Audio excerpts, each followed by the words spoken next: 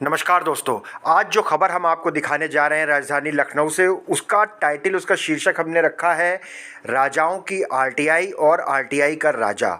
जी हाँ, 93 साल बाद चौथी पीढ़ी को ओयल की रियासत के कागज मिल सके और उनका मालिकाना हक साबित हुआ, वो भी आरटीआई के जेठमलानी, राम जेठमलानी कहे जाने वाले सिद्धार्थ नारायण, जिनको आरटीआई का राजा या प्रिंस भी कहते हैं, उनके जरिए। तो ओयल रियासत ने अपनी वापस पुश्तैनी ज़मीन को पाया जो कि लखीमपुर में थी, और 1928 में ये किराए पे ब्रिटिश गवर्नमेंट को दी गई थी। 30 साल बाद 1958 में जब इसका रिन्यूअल हुआ तब भारत सरकार थी। उसके बाद 1984 में जो प्रमुख राजा थे उनकी डेथ होने के बाद फिर ये दोबारा से इसके कागज़ गायब हो गए और ये इस राजघराने को उनकी रियासत का ये टुकड़ा, ये ज़मीन नहीं वापस मिल पा रही थी। लेकिन मात्र एक 10 रुपये ने आरटीआई ने सिद्धार्थ नारायण एक्टिविस्ट के इस काम के चलते आज ये प्रेस कॉन्फ्रेंस हो रही है, जिसमें बड़े हर्ष के साथ उन्होंने जिलाधिकारी का और जो लखीमपुर के जो और भी प्रशासनिक अधिकारी हैं उनका, इस राज परिवार ने थैंक यू किया और बताया कि किस तरीके से 93 साल लगे उनको, लेकिन महज 10 महीने का ये जो आरटीआई का पीरियड था, इसने सारे कागज उनको वापस दिलाए। इस समय विष्णु नारायण दत्त सिंह जी हैं जिन्होंने इस पूरी प्रेस को एड्रेस किया, बड़े भाई हैं ये, और बताया उन्होंने कि कैसे आरटीआई के जरिए 93 साल पुरानी संपत्ति उनको मिल गई। ये सब याचिकाएं जिलाधिकारी कार्यालय, मंडलायुक्त कार्यालय, वित्त विभाग, राजस्व परिषद को पार्टी बनाते हुए सारी सूचनाएं मांगी गई थी। तो आइए दोस्तों, बात करते हैं राज परिवार से और साथ ही आरटीआई के राम जेठमलानी कहे जाने वाले स्टार एक्टिविस्ट सिद्धार्थ राज साहब। नेशनल वॉच पे आपका बहुत बहुत स्वागत है। लगभग 93 साल का ये आपका संघर्ष रहा और चौथी पीढ़ी इस समय आई। 1928 से ये मामला शुरू हुआ था और अब जाके आपको सफलता मिल पाई। कैसा रहा ये सफ़र, क्या कहना चाहेंगे? मैं विष्णु नारायण दत्त सिंह इस फैमिली का हेड हूँ। मैं तो यही कहना चाहूँगा कि इस गवर्नमेंट से, स्पेशली अपने डिस्ट्रिक्ट ऑफिशियल से, ये मुझे सफलता मिली है उनके कोऑपरेशन से, उनकी मदद से और आरटीआई की वजह से जो इसमें हम लोग को हेल्प आउट हुआ है।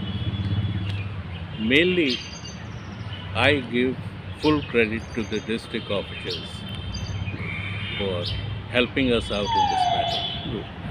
सर, हमारे दर्शकों को थोड़ा सा ये बताइए कि 1928 से और आज 2021 से तो ये सफ़र कैसा रहा, कहाँ क्या क्या प्रोसीजर आपने किए?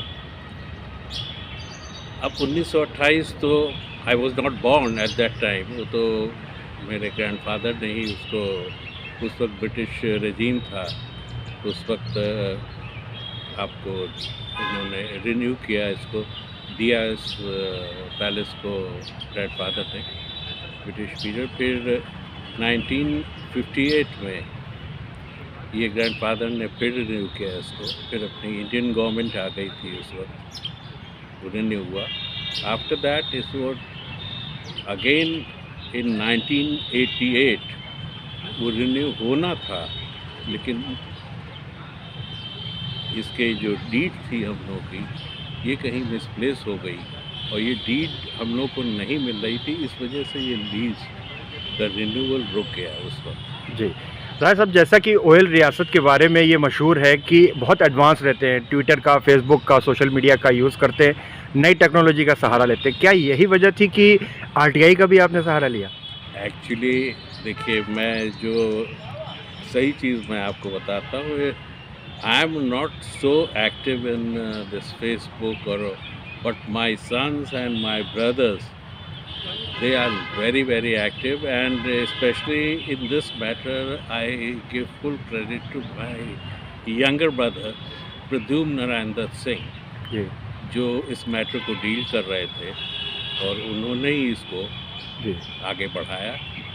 हम लोगों ने कोऑपरेट किया इस मैटर। सर, हमने इस स्टोरी का नाम रखा है कि राजाओं की आरटीआई और आरटीआई का राजा, तो सिद्धार्थ नारायण को आप कितना क्रेडिट देंगे? I give full credit to Siddharth Nayak because he is the main person who actually gave us the initiative to go in the RTI so that we can get the papers through RTI soon. National watch से बात करने के लिए बहुत बहुत धन्यवाद। Thank you. Siddharth जी, आज की इस स्पेशल स्टोरी को हमने एक नाम दिया है कि राजाओं की आरटीआई और आरटीआई का राजा। आरटीआई की दुनिया में आपको राम जेठमलानी का दर्जा दिया जाता है। Thank you. और ओयल स्टेट ने इतना बड़ा भरोसा, इतना लंबा जो उनका 93 साल का संघर्ष था, चौथी पीढ़ी आ चुकी थी, सफलता नहीं मिल रही थी, लेकिन आरटीआई के राजा ने आरटीआई के मामले में राजाओं को सफलता दिलाई। क्या कहना चाहेंगे? बहुत खुशी का मौका है बहुत खुशी का मौका। सबसे बड़ी बात यह है कि देखिए, एक रजवाड़े के लिए उसका महल, उसका गुरूर होता है, और वो गुरूर जो है 93 साल बाद वापस घराने में आया है। पूरे राजघराने में खुशी की लहर है। पैसे की अहमियत नहीं है कि कितना किराया होता, क्या होता, वो सब सेकेंडरी बातें हैं। बात ये है कि जो इनके दादा और दादा के परदादा चीज़ छोड़ गए थे, आज क्या उसकी जो है मूल अभिलेख जो है रजवाड़े के पास हैं कि नहीं। और मुझे इस बात की बड़ी खुशी है कि 10 महीने के अंदर इस केस को सॉर्ट आउट कर लिया गया, और इसके अंदर जो शुल्क लगा वो 10 रुपये का था, और जो है जो रिटर्न आया वो 1 बिलियन के ऊपर आया है। तो ये एक अपने आप में एक अनोखी नौरियत का एक एग्जाम्पल है, क्योंकि जो आप अभिलेख की बात कर रहे हैं वो इस मुल्क में है ही नहीं, वो उस मुल्क में है जो अब एग्जिस्ट ही नहीं करता। अनडिवाइडेड इंडिया 1928, पाकिस्तान नहीं होता था, बांग्लादेश नहीं होता था।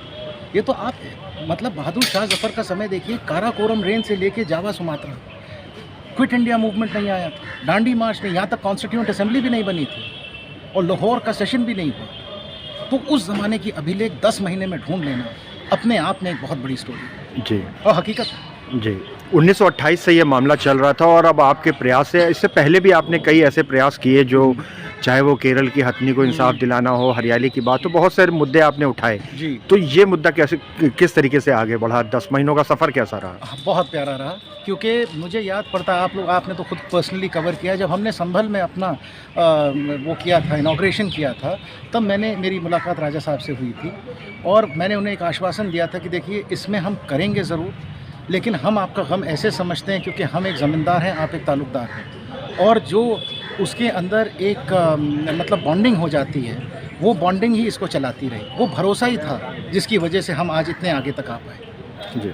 और आज मुझे बहुत खुशी है कि इससे और राजघराने भी जो जी एक मिसाल के रूप में ये काम करेगा, क्योंकि बहुत से राजघराने ऐसे हैं जिनको अभी भी इंसाफ नहीं मिला है। इंसाफ नहीं मिला, और दूसरी चीज़ प्रोग्रेसिव हैं। अगर आप आरटीआई एक नया बच्चा है, 14 साल पुराना है उत्तर प्रदेश में, और कागज़ हैं आपके 93 ईयर्स पुराने, तो आज एक इतनी बड़ी बात है कि एक 14 साल के बच्चे ने एक 93 ईयर्स पुरानी जो अंग्रेज़ों के ज़माने की टाइटल थी वो ढूंढ डाली जी। और शुल्क भी क्या लगा? 10 रुपया।